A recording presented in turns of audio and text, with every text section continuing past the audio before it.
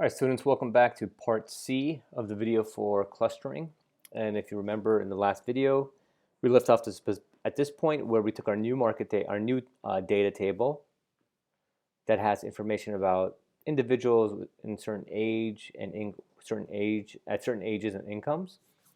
And we're basically doing more what we call market segmentation, where we're trying to find different clusters of unique groups with certain ages and incomes that we can make certain groups into. And if you remember, we used k-means to just create 3 clusters just for kicks, and we ended up with a image like this right here. And the reason why we got this, you can see it clearly, that the clusters are basically across each ages, they're broken up by what? In different income brackets. And the reason we have this is because, if you remember, I was saying this, if you look at let's do it right here. If you do the summary of the data, I think it's in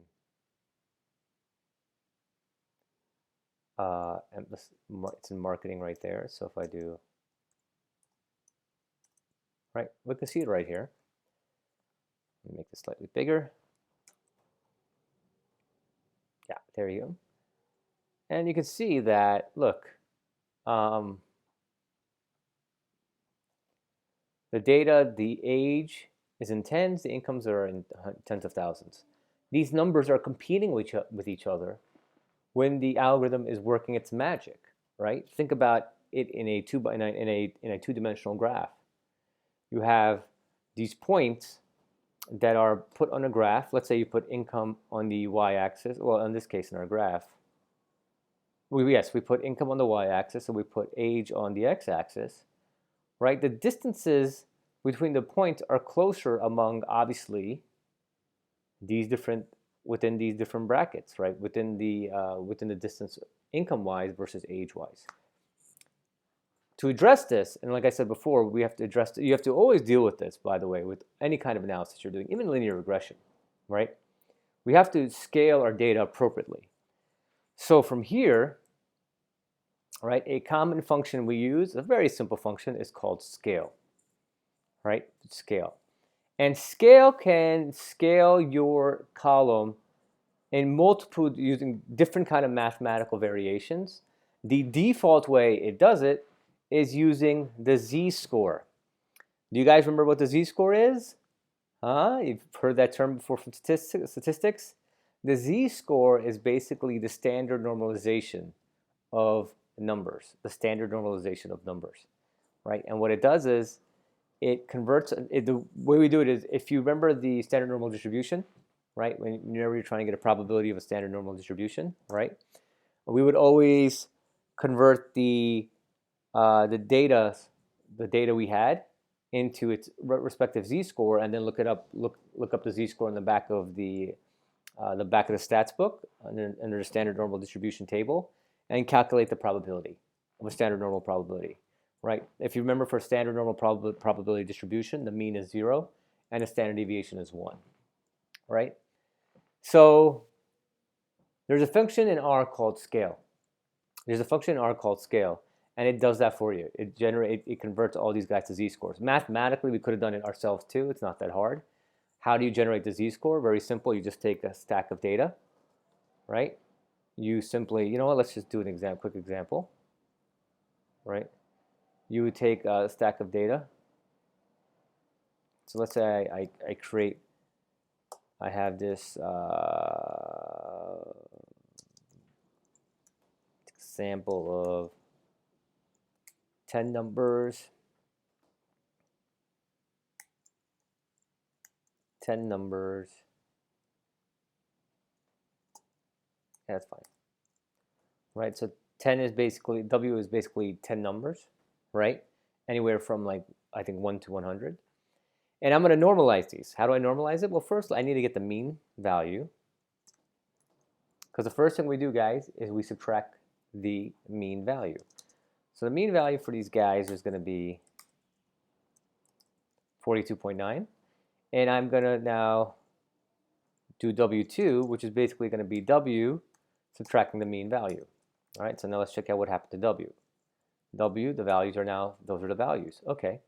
The second step in what we call standardizing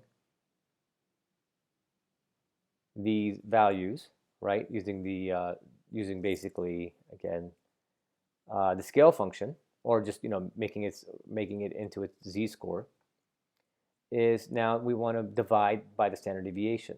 Now, in some of your statistical packages, it's going to be like, oh, do you want to do the standard deviation? Notice there's always two standard deviations, if you remember from stats, or if you're using a fancy calculator. Sample standard deviation or population standard deviation. We want to use the population standard deviation, right? Or in this case, for R, the function is just SD.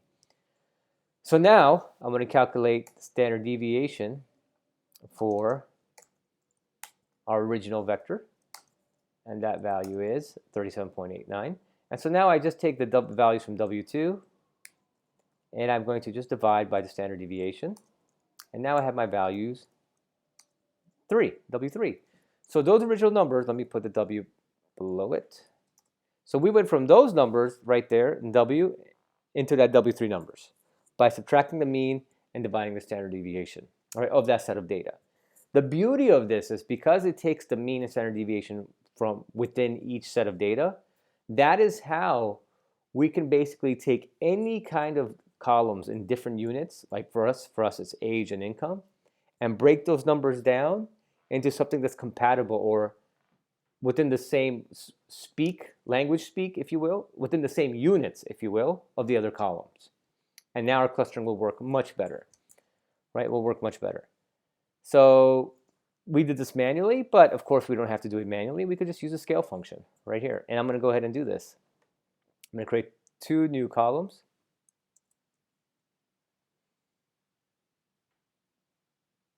Right. And the scale function, by the way, has other parameters. So you can instead of doing it, dividing by standard deviation, you could divide by some other metric of some sort. So again, it's pretty versatile. This is just a default feature.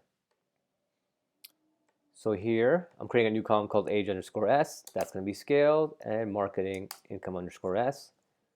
Let's see our new values. Boom. Look at that. Boom. It's now not differentiated from one another. Oh, by the way, real quick, let's go back to our W3. If I take the mean of W3, that's our standard score.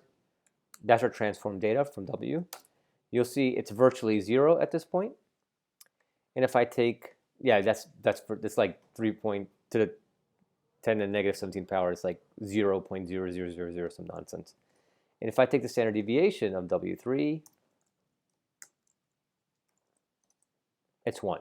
And that's basically the beauty of normalizing your data. Whatever the data is, it becomes the data then always has a mean of 0 and a standard deviation of 1. Again, standard normal distribution. So here's our new data. We normalized them. And now we can go back, rerun the k-means, recreate the MK3 plot data table, recreate the factor, and regraph it, right? Regraph it. So let's go run and do that again. Right, so I'm going to rerun all this right here.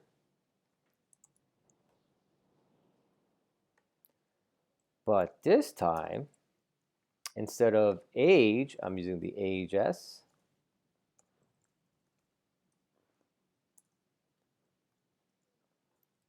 Boom, 3 clusters. And now I'm creating a new table called MK3 plot, but instead of age, I will be using age underscore S. And instead of income, I'll be using income underscore S.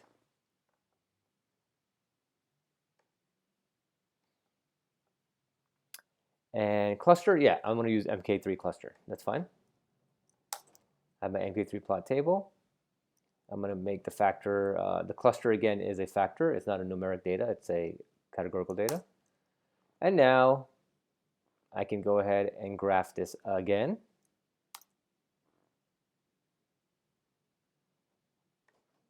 Uh-oh, and look what happened now, guys. Now, because of the fact that we normalized the standard, we applied a standard normalization to the numbers, right? Scaled them, and now we ran the clusters. Now we see, because again, now they're all in the same units. If there's 3 clusters, there's 3 unique clusters here. See, check that out. Red is group 1 right here, so that looks like it's within a certain. Oh, and by the way, we have no idea. At this point, we have no idea what the labels are, right? Which group each one belongs to, but we can rectify that as well. We can rectify that. But you can see the 3 groups right here by income, age, all this other stuff. So here,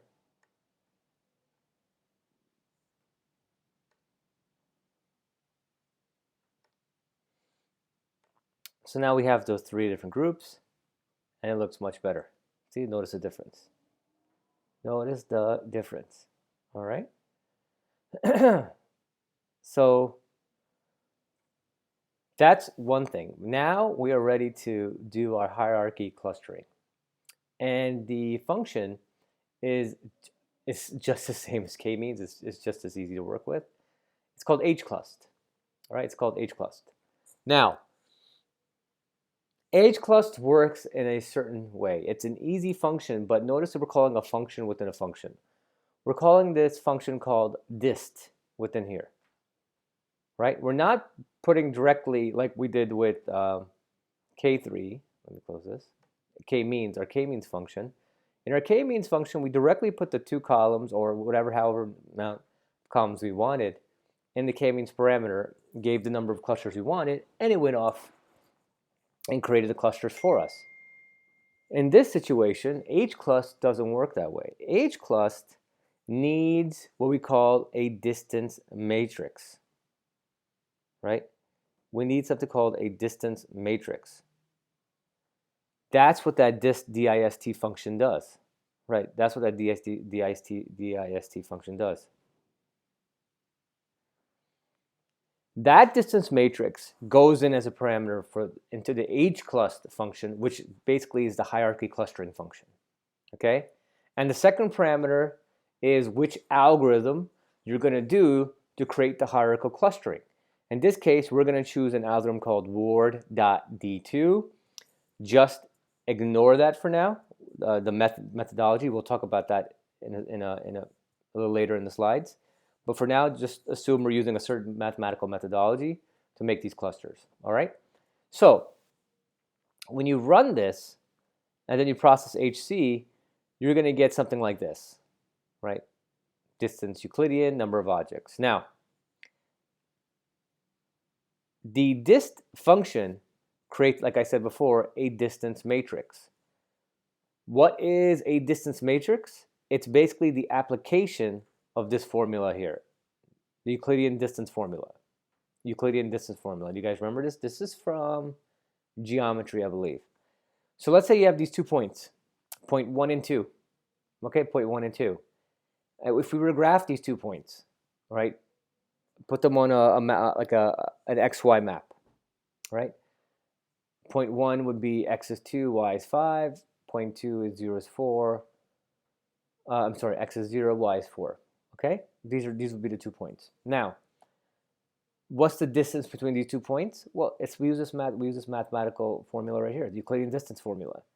X, the difference between x and y, point 1 and 2, is basically x minus x, 2 minus 0, squared, plus y minus y, 5 minus 4, squared. Add that up, take the square root of it, and you get the Euclidean distance. Right there, you get the Euclidean distance. So it's 2.23 whatever units from each other, those 2 points. All right, now when we are when we apply this to our hclust algorithm, that dist function, if we put market of income S and age S, what's going to happen is it's going to create a massive matrix. Right? So let's do a simple example here. Let's say we have, let's say we create a let's say we have this matrix right here, this table or this matrix, whatever, right? We could use a distance, we could use a matrix, we could use a table, it doesn't matter. All right, so we have 5 points. We have 5 points, right? Point 1 is at position 4, 1. Point 2, position 2 is in point 4, 1. Point 3 is in position 5, 3. Again, x-axis 5, y-axis 3. Point 4 and point 5. So 5 points, right? And they're mapped in these coordinates right here. If we were to apply dist x to this function, to this little matrix, or these points, we would get a distance matrix like this, right? Granted, it's 4 by 4. They ignored the first 1 by 1, right? And they're just doing that just to, they drop the 1 on this side and they drop the 5 on that side. They're just trying to reduce as many spaces used as possible. But here you go. The distance between point 2 and 1 is 0. They're the same points, so obviously they'd be 0. Distance between point 3 and 1 is this. Between point 3 and 2 is this. Distance between point 4 and 1 is this. Between point 4 and 2 is this. Between point 4 and 3 is this. The distance between point 5 and 1 is that. Point 5 and 2 is that. Point 5 and 3 is that. And point 5 and 4 is that. We basically calculate the distance from each point to itself using that dist function, and then we give that and we create this little matrix over here, or this partially completed matrix if you want to think about it, and we give that to the H cluster function to use to say, hey, here's the distances, go ahead, do your algorithm and run with it. Right now, if you want to think about it, what would be the size? Right, what would be the size? We're using the table marketing, right? Our marketing is 8,105 rows, guys. So we're going to get a matrix. We have 8,105 points. This one just has 5 points. So this became like a 4 by 4 matrix, right? So in our case, we're going to have a 8,104 by 8,104 matrix, right? And it's going to generate all that for us. And we can go ahead and do that. So I'm going to go ahead, copy this, scroll over, fix the quotes. All right, go ahead and run this. So the distance matrix happened, and it passed to the H cluster, and I have this variable HC, which is my hierarchical cluster object. And here you go. It's telling us very simply which method we used, right? We'll talk about that later. Which data points, which columns we used to make our data points to do the clustering analysis. And again, how many positions we use, 8,105. So we have that data and we're ready to go. All right. From here, before we look at in detail what the hierarchical clustering did, let's talk about these algorithms, right? Let's talk about these algorithms. Right? And I'll talk about them here more in a theoretical sense, but in terms of an application sense, we'll do some of these in the practice set. We'll do some of these in the practice set, right? Right, so when you're using the H class function, you have a few of these algorithms to choose from, right? WAR D2, the one we use, is often used for its speed and practicality. So it's used for its speed and practicality. It's pretty good with the algorithms it uses. But what it also does is it creates these groups that are roughly equal in size, right? They're roughly equal in size. And it uses the standard distance matrix, like we just talked about, the standard distance matrix. And it tries to create clusters that are like compact and spherical. Now, notice what we're saying here in terms of the description. It creates, not only it's fast and practical, but it creates groups that are roughly equal in size, compact and spherical. Why is that? Obviously the speed and practicality, that's obvious why we would use that. But from our business case, ladies and gentlemen, from our business case, remember, right, anybody can kick off these programs, but what does it mean in terms of business application? From our business case, why are we using this algorithm? It is because when you create these marketing segments, you're not going to create too many, you're not going to create too little. And when you do create these when you do market segmentation, you want to create groups that are, I wouldn't say equal in size, but are roughly equal in size. It makes no sense to create, for example, 4 different groups, 3 of which are big, 1 which is very small. What is the point of that very small one then? What's the point of it? When you create these marketing groups, you want them to have some sort of heft to them. You basically want them to be somewhat evenly created. So it's worth your time and money going after these different subgroups. That is why we used war.d2, because it directly relates to our business case. And again, as data scientists, you must understand and know this. If you're going to apply this stuff in the business world, you got to understand the implications of these algorithms you're using on your analysis, so that you can make the case to management about why we should be taking these results and applying them, and why they're relevant. War.d is the same thing as war.d2, except the parameter given is not a standard distance matrix, but it's the distance matrix squared. So it's basically the same distance matrix we calculated before using the dist function, except the results are squared. So right here, if we apply this right here, it's basically these values right here, except we didn't do the square root. So all these values are remain in their squared nature. We didn't apply the square root. That if you have results like that, and there's some situations where you might have results like that, you would use the war.d algorithm instead of the war.d2 algorithm. This other one, single, what does that mean? Single means minimal distance of any object within a cluster and another object. What the hell does that mean? Well, okay, as you're building these clusters, right, when there's single points, as we just saw here, we know the distance from one point to the other, distance from one point to the other, from one point to the other, etc., etc., etc. But remember, the way hierarchical works is it takes each point as its own cluster, and then it starts joining one by one, creating new clusters. As those clusters are being created, what's the distance between, let's say all of a sudden a new cluster is made. Now, what's the distance between that cluster and those other points? How's that going to work? This is what these algorithms are addressing to some degree. The single algorithm basically says it's the minimal distance of any object within the cluster and another object. So basically, you would take all the points of one cluster and measure it against another point, and whatever distance is the smallest distance, that will be considered the distance from that cluster to that other point. Okay? That's what we mean by the single algorithm being the minimal distance of any object. Now, the complete algorithm is the exact opposite. You would take the distance from any point in the cluster to another point, and what is the maximum distance? That's the distance between the cluster and the point.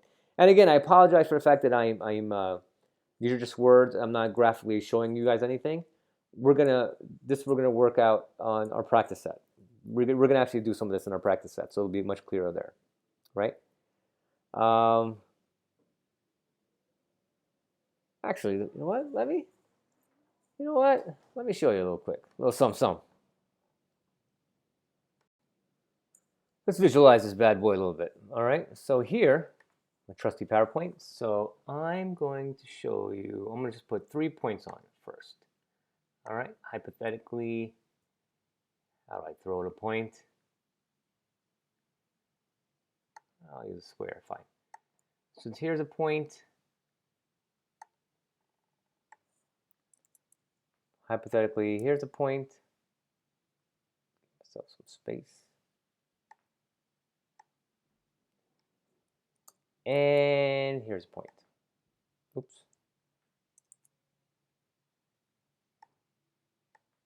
Here's a point. All right. So when the hierarchical clustering starts, we have the distance from this point to this point, this point to this point, and this point to this point, right?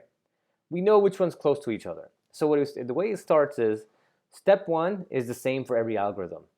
Whatever's closer first, that becomes the first cluster. All right, so right now we start with 3 clusters. In the next step, we're going to go from 3 to 2 clusters. And our 2 clusters now are, do a little freestyle drawing here, guys. This now becomes a cluster. Oh, come on.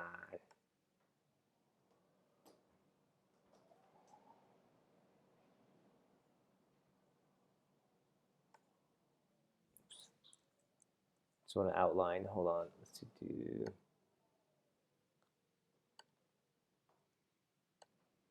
Let's try it again. So this right here becomes 1 cluster. Perfect. And that's still its own cluster. So now we went from 3 to 2 clusters. So now the question is, all right, cool. We knew what the distance was from here to here, here to here, and here to here, right? But now what is the distance from this cluster to that cluster? That's where these algorithms come into play, all right? I mean, that's one of the ways these algorithms come into play. There's other things they do in terms of optimal speed, like Ward D, and Ward D has its own crazy algorithms going on, Ward D and Ward D2, to make roughly even clusters. So the single algorithm says, okay, minimal distance. So it basically says, what's the distance from this to this, and what's the difference, the distance from here to here, right? And whatever distance is the smaller one, that will be considered the distance from this whole cluster to that point, all right? Whereas complete says the exact opposite. Complete says, okay, instead, we're going to take the distance from this point to this point, all the points in here to this point right here, and whatever is the maximum distance, that will become the distance between this cluster and that cluster. All right?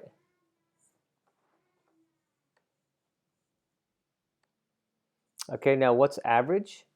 Average is average. You take the distance from here to here, here to there, take all the distances, average them together, and then that's the distance from this cluster and that point, right? Pretty straightforward. McQuitty. Yes, the McQuitty algorithm. This is an algorithm that uses the mean distances as well, like average, but what it does is it uses some nifty little optimizing algorithm behind the scenes to make it faster. So it doesn't recalculate the average every time the cluster is built. Like, for instance, every time we build a new cluster, right, here, now, let's say hypothetically, there's more points.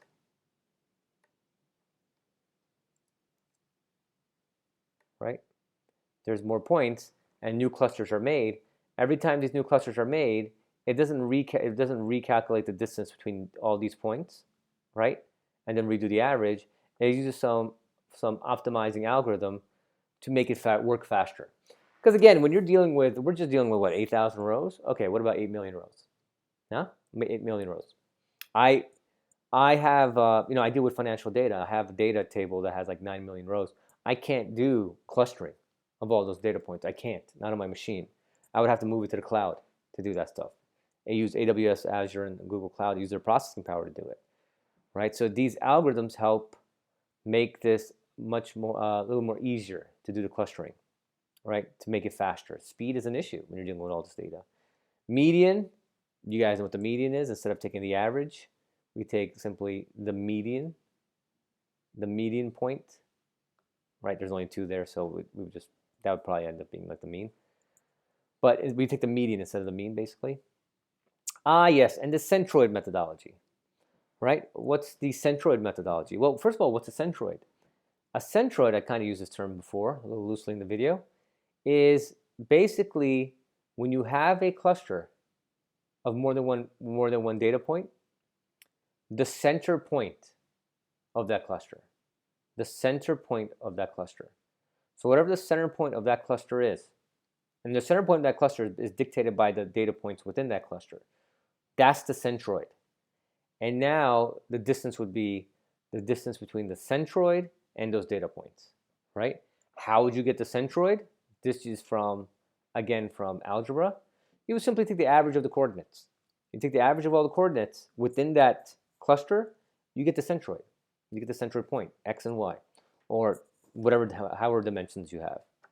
And that's basically a gist of all these different algorithms you have at your fingertips, and you would use them in different cases. You would use them in different cases. For our purpose, our business purposes, we're using reward.d2. We're using reward.d2. All right? Now, we already talked about the fact that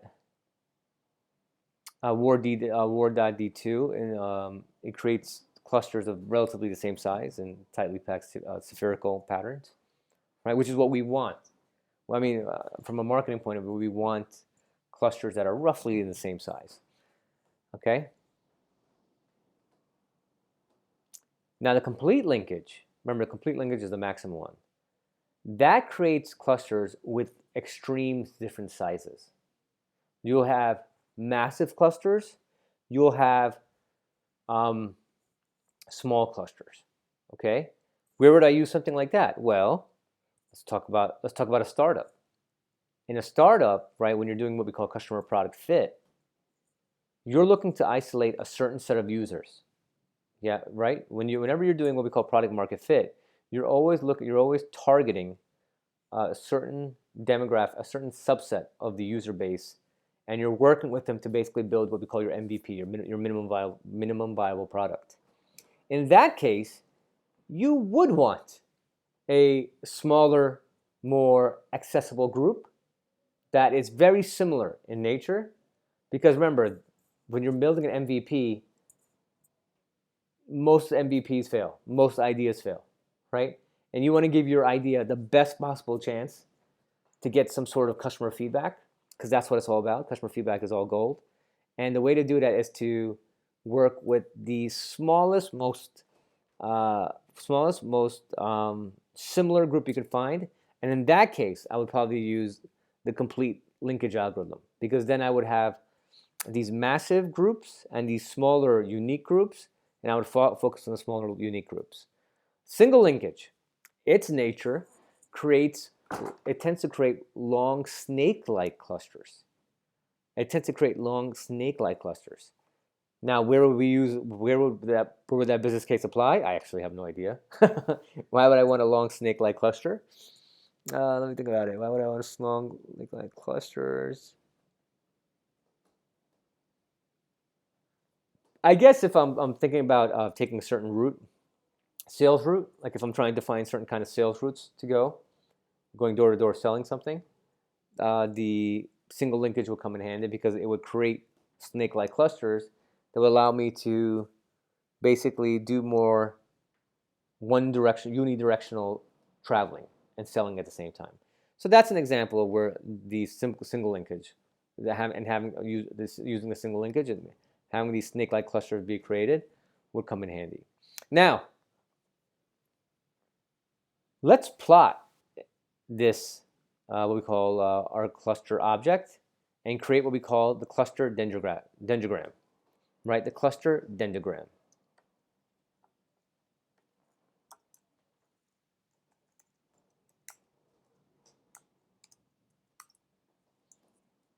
Oh, let me make this wider right here.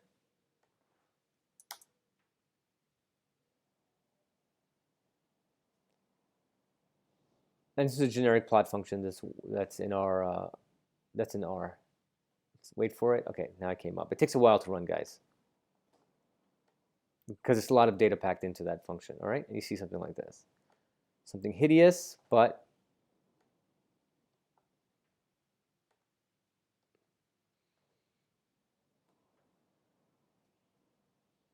all right. What is this?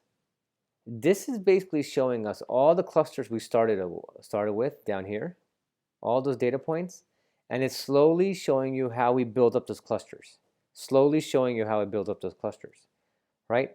So at this height right here, we have one. I think it's easier to see at this height. At this height, we have 1, 2, 1, 2, 3, 4, 5, 6 clusters.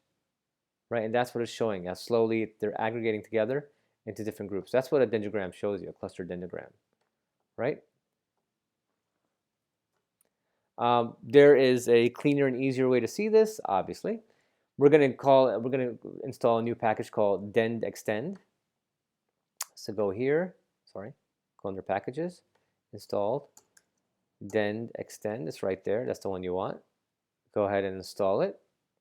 I already have it, so I will just call it library dend-extend, okay. I need to update my underlying R. Okay, and now what I'm going to do is I'm going to create this, I'm going to use one of the library functions as.dendrogram, and I'm going to convert the HC dendrogram into an object that's more familiar with this library, all right? So I'm going to create a new object called dend. And remember, again, the as.libraries, all they do is they take one object and convert it into a different type of object to use for different functions. So I create the dend object, nice and easy. Here now, I'm creating a set of colors I want using, let me show you this. All right. So here, I'm using this another function called color_branches. Again, all from this library. I'm providing the dendrogram object that we just created. And I'm saying, look, I want to see this. I want to see these branches at the 6th level when there's 6 clusters. Okay? And those 6 clusters, I want them to have different colors. And that's basically what this object is creating right here. Right? So now, each of the groups, when it reaches 6 clusters, are going to have 6 unique clusters. 6 unique colors. And now we go ahead and use that plot function again. But at this point now, I give this object, and I say leaf lab. I just want to get rid of some of the labels. That's all that's doing. Leaf lab means leaf label. It's just easier to read. All right. Okay, I go ahead and run this. Oops.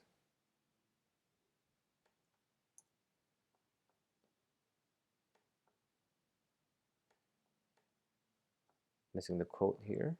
That's what happened.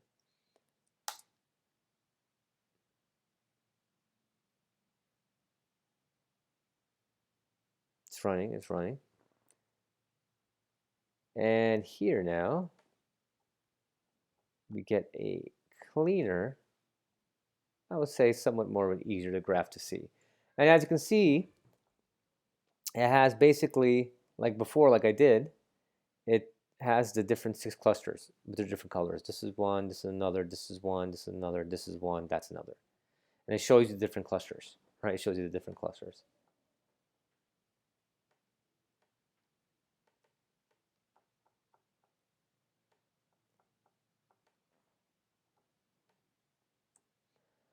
All right, now, what's with that height thing over there?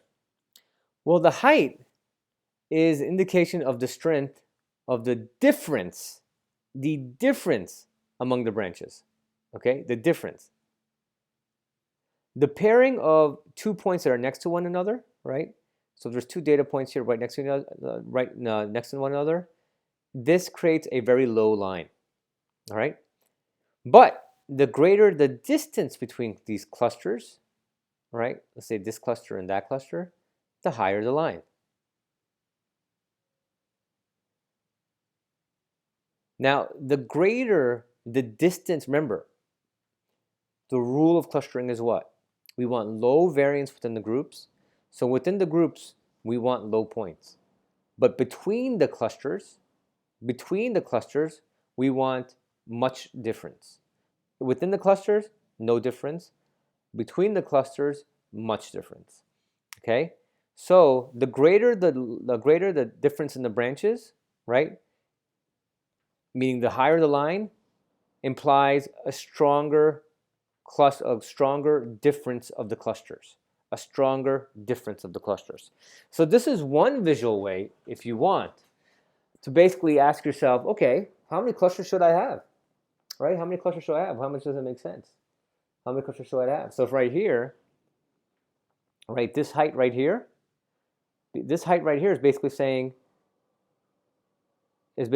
oh, the difference between this cluster and this cluster, it's big. The difference between this cluster and this cluster is big. It's not as the difference between these two clusters is not as big as the difference between these two clusters, because notice our line here is not as high. Our line here is not as high.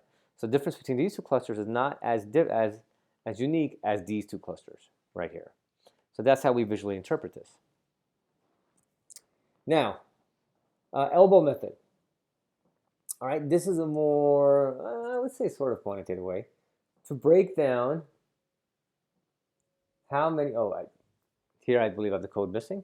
Right. Do I have the code missing? Did I fix it? Oh, sorry guys, I don't have the code here. Let me grab, but I'll put the code in my, I'll use the right code, but I have the wrong code here, I'm sorry. So from our previous graph, visually it seemed that we should stop at the 6 clusters, right? Stop at those 6 clusters right there, okay? Now, but we can also use k-means and the variance within the groups, right? The variance within the groups. What's the variance within the groups, guys? We talked about this before.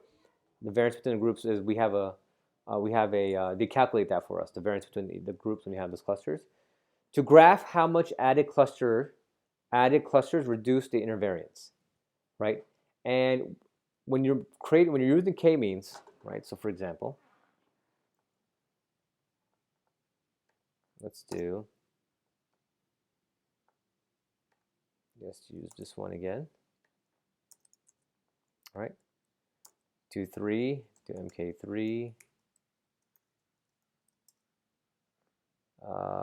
Does it there?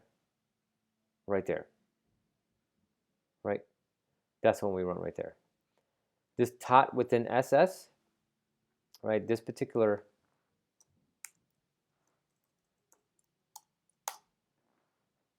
okay. This is basically, this value right here is giving us the total inner variance for all the clusters. In this case, this is the total inner variance for those 3 clusters that we just created. We just created right here. All right. Now, remember,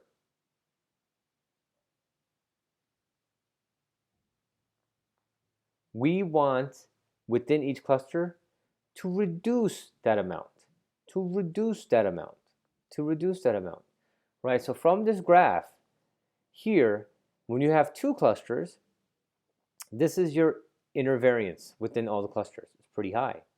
When we go from 2 to 3 clusters, look how much that inner variance dropped. Look how much, that's a huge drop. It went from like around 10,000 to around 5,000. And then when we go from 3 to 4, that internal variance, it dropped, but not by the same rate. As you can see, as we add more and more clusters, the rate of the reduction of the inner variance is decreasing. So when we go to 4 to 5, it reduces, but not that much. 5 to 6, it reduced hardly any. And now from 6 to 8, or even to 10, is negligible. Like, we could argue that, listen, 5 to 6 is negligible. That maybe 4 to 5 is, it still looks right. It went from like, what is that? Whatever is between 2,500 and 5,000. I don't know, 3,000 something. So it went like down like 1,000 something to some degree, right? So, but from 5 to 6, it didn't go that much. It didn't go down that much. So maybe we should stop at 5, maybe 6. Maybe 5, maybe 6, right? If we visually here, if we had 5, ideally where would it be? 1, 2, 3, 4, 5. We can actually see that visually if you wanted to, right here. Change this to 5.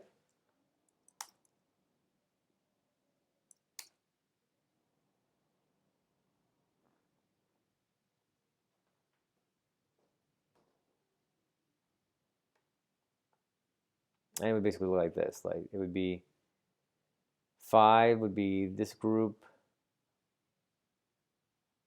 this group, this group, that group, that group. So basically 1, 2, 3, 4, 5, right? And it makes sense why they merged this one, because remember when I talked about the vertical lines, there wasn't as much difference between the clusters as there were within these clusters. Again, we could tell from the vertical lines, right? So we're good with either, at this point, 5 or 6, right? From point 5 to 6, there's some difference, and between 6 to 7, it's like nothing. 7 to 8 is like nothing. So around 5 or 6, it looks like we can stop around there, right? 5 or 6, okay? How do we do this graph? How do we make this graph? Well, very easy, guys. All right, we just call k-means a couple of times.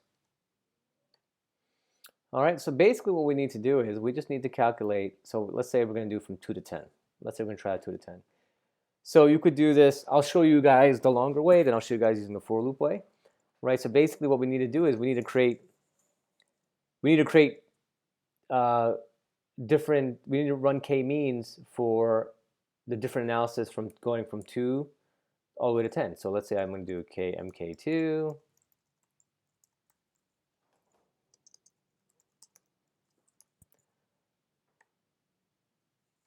Let me just copy this.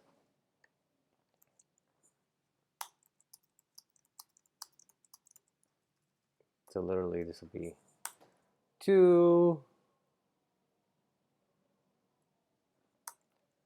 this will be 3, this will be, sorry, 4, 5, 6, 7, 8, 9,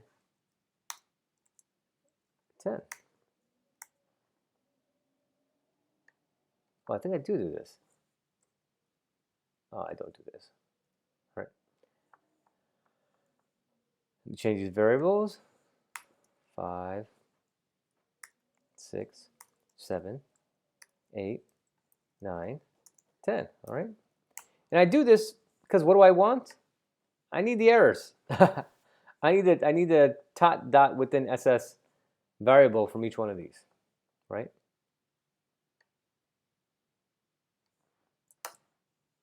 There, I have my values, and now what am I going to do? I'm basically going to create a vector, right? I'm going to create a vector for these 9 values. So let's create a vector, an empty vector, and WSS1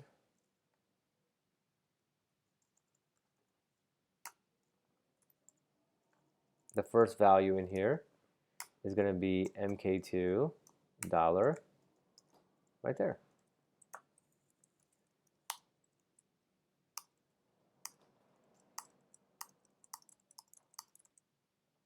All right, so 2, 3, 4, 5, 6, 7, 8, 9, and a 10.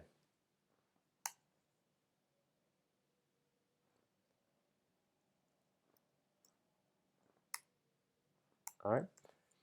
Now, this will be 3, 4, 5, 6, M7, M8, M9.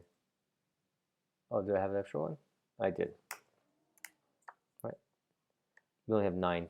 We're only going from 2 to 10. That's why we only have 9 values. All right. Done. Right. And now I can create a new table called it elbow, because it's called the elbow graph. That's going to be just the k values from 2 to 10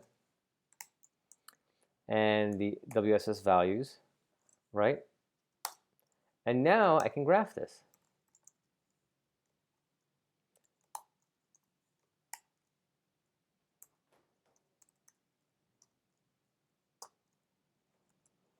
I'm going to put I'm just going to make a simple line graph.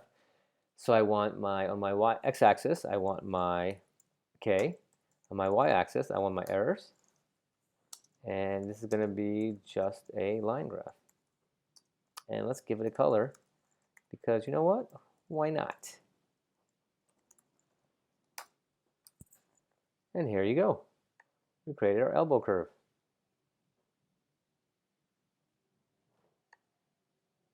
Right? Now again, from here, from this graph, you can see from 2 to 3, when we go from 2 to 3 clusters, boom, massive amount of drop. When we go from 3 to 4, okay, good drop. 4 to 5, pretty good drop. 5 to 6, very small drop. And 6 to 7, looks like 6 to 7 has, you know what, yeah, 5 to 6 does have a bigger drop than 6 to 7. Now, 7 to 8 is even smaller. So that's what we say 5 to 6 is where we start. We're usually where we should stop off, because the more clusters we have, we're not getting as much reduction of the inner variance as we want, right? And so again, here's the code, right? Here's the code. Now, what I repeated a lot of the code, right?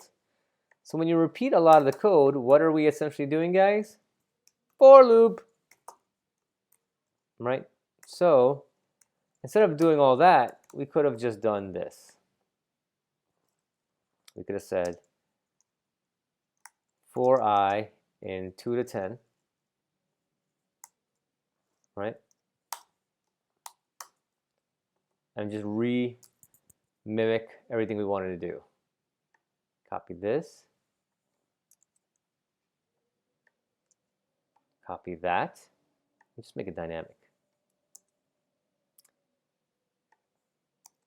So here, I for I in 2. So this will become I. That's no problem. No problem right there. This is a problem because this will be I is 2 right now. We want, and this is going to be the first value. We want it to be 1. No problem there. I'll just do I minus 1. Right? This syntax should look somewhat familiar because I hammered you guys on those practice sets, right? And literally, if I run this thing again right here,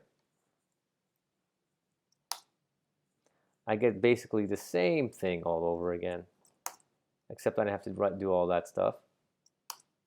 Same graph. See that?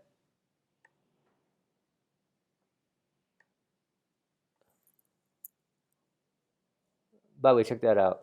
Look at that drop. Nice drop from 9 to 10. 9 to 10 gives us a nice drop. Right? That's a nice drop right there. All right, guys. So that's how you do the elbow graph. And that's how the elbow graph, like visually and somewhat quantitatively, tells you basically how many clusters you should have, you should be dealing with. All right? So from here, let's go ahead and evaluate the model, shall we? Let's compare having 5 to 6 clusters in our analysis, our business analysis, when we're doing our marketing data. Let's do it. 5 to 6 clusters. Let's do it. Okay? Using both k-means and the hierarchical algorithm. So what I'm going to do is I'm going to run the K5. I already have the K5 and K6. I already ran those data, so I'm going to take those clusters. I'm going to take those clusters and putting in the marketing table. The groupings using the k-means algorithm, I'll call K5. I'll start with a K, so there'll be a K5 and a K6. All right. The groupings for the hierarchical algorithm will be called H5 and H6. Okay. Now, right off the bat, some of you guys are probably wondering yourself, wait a minute. Shouldn't the hierarchical 5 clusters and the k-means 5 clusters be the same? Should they? Remember, the hierarchical clustering are using the algorithms called Ward.D2. The k-means uses some other algorithm. All right? We'll try to mimic it. It uses some other algorithm that we're going to try to mimic in our practice sets anyway.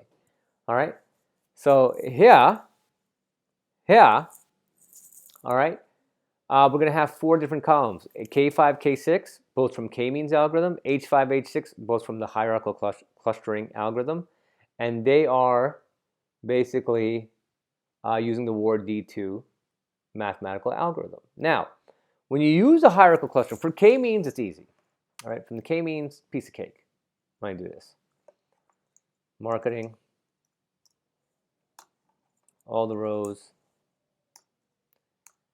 K5 is going to be MK5 dollar cluster.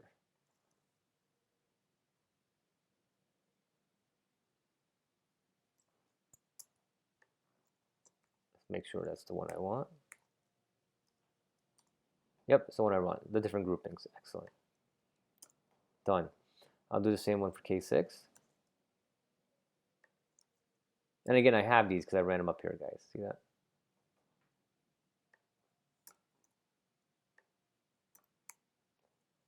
Done.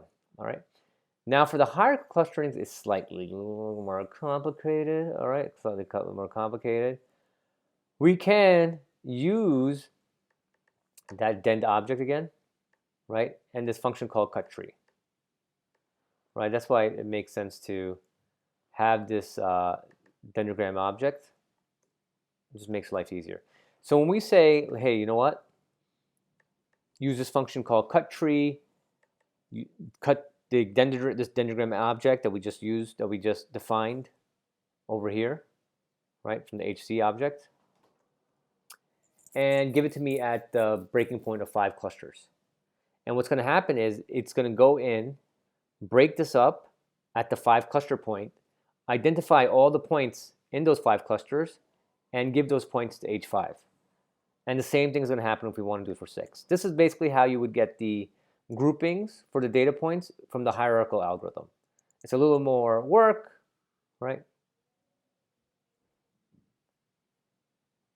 Now it's a little more work, but down here you can see basically what cut tree then and k equals 5 is doing, right? It's basically giving you for each row, it's grouping its label, not the top number, the bottom number, 1, 2, 3, 2, 2, 4, 6. The top number is what the row number of it, 1, 2, 3, 4, etc., etc. Right? So basically that's how it's a little more work with the hierarchical cluster, but I mean, it gives you the same result. It gives you the groupings of each one of your data points. So I'm going to copy and paste this.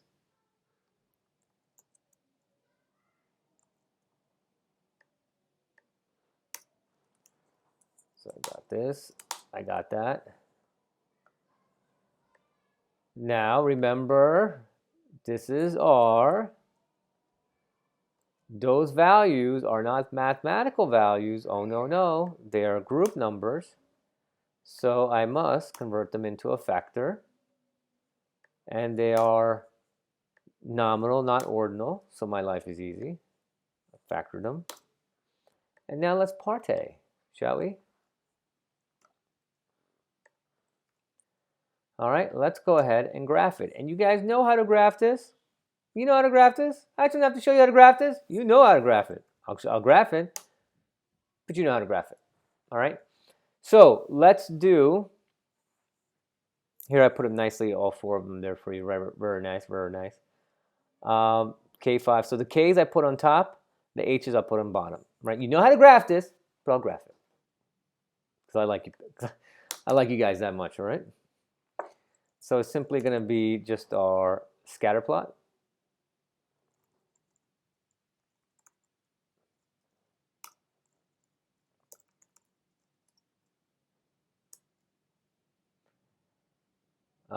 It's going to, we are putting the,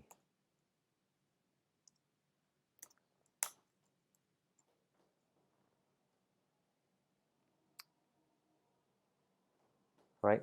And guys, now that we have the groupings, we can use the original columns again. This is what I mean by we'll fix the column, this part again. We'll fix the groupings because when we ran our clusterings here, I used the age underscore income underscore functions, and when we ran our age clustering here, I used these algorithms, those columns as well. So now we have the groupings. I can use my original data points, right?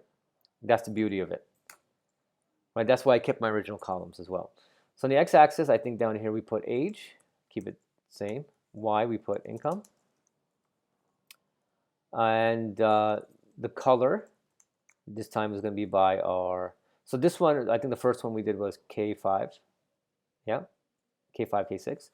So we put the K5 column in there, right? GM point, and because we already made this into categorical data, we are good to go.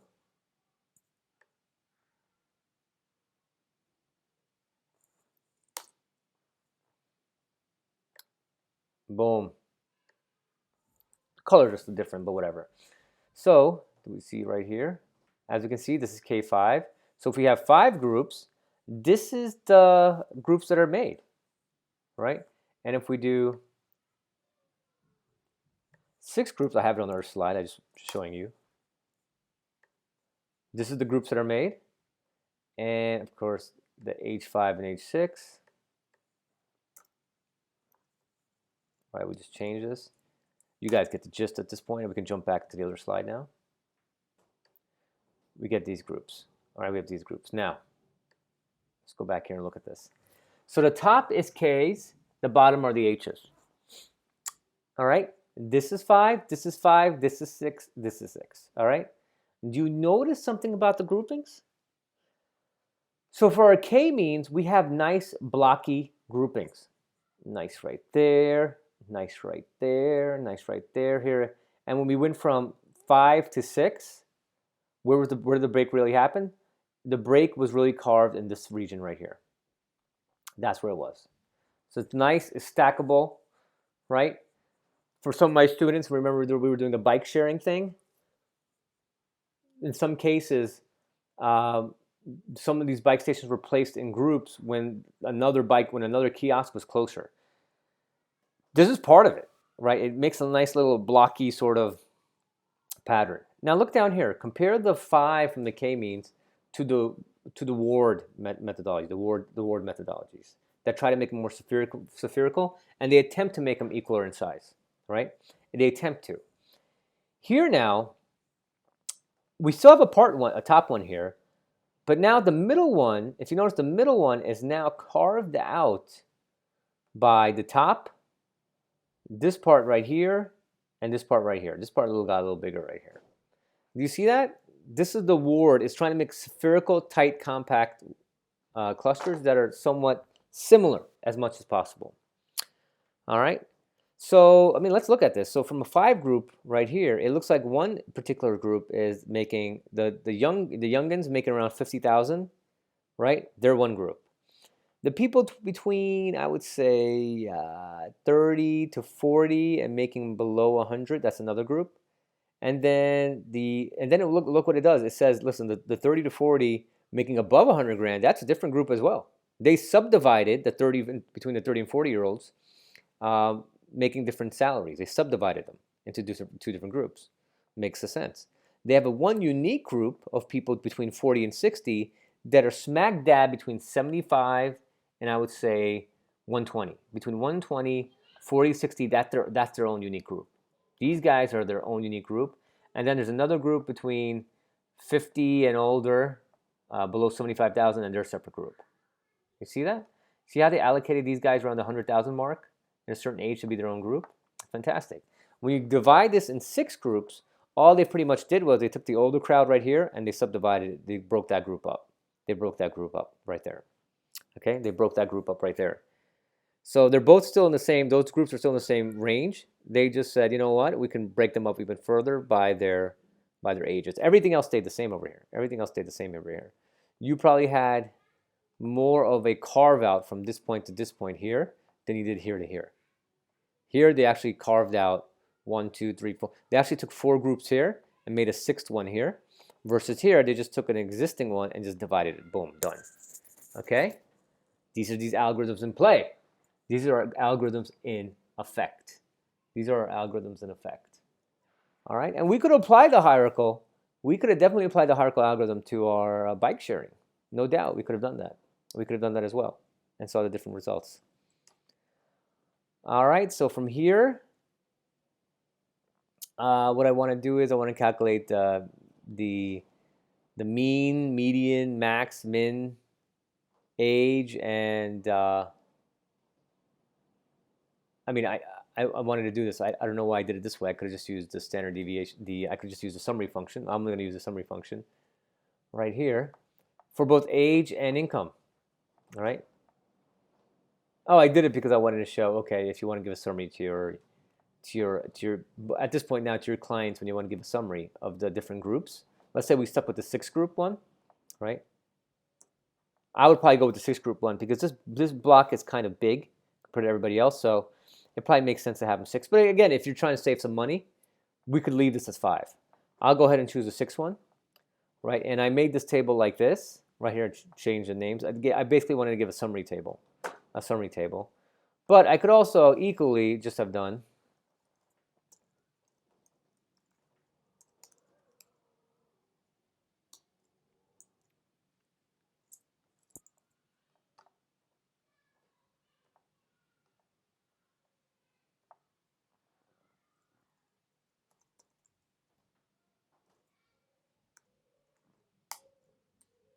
use the summary.sd. Well, I taught you guys this.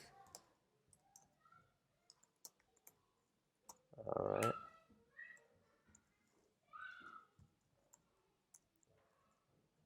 Income. By which group, guys? So I want to take the summaries, basically by which group? H6. Let's see if this works. Oh, let's type this.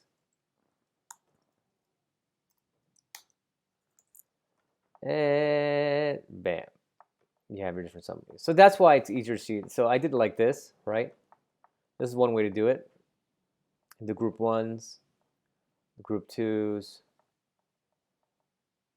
minimum, maximum, right? It's kind of repeating it a little bit. So this is why I did this way instead, right here. So I created a new table called MM.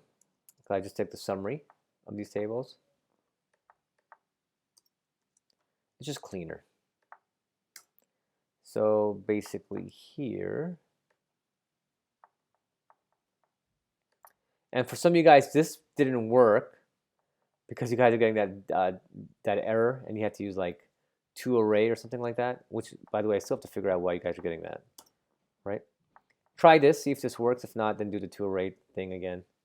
That pisses me off. So what I'm doing basically here is I'm taking the average of the ages, median, max, min, mean, right, max, min of the ages and the incomes, and I'm grouping it by the H6 groupings, right?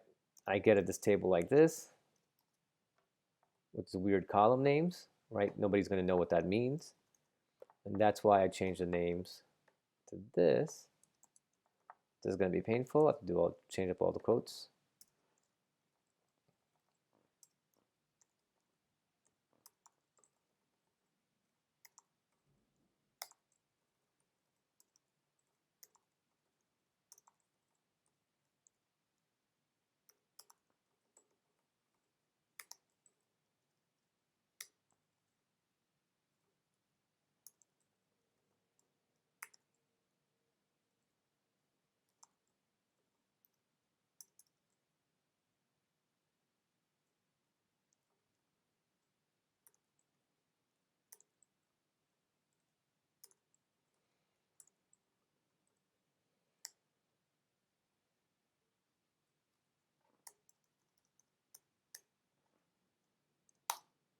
All right, and now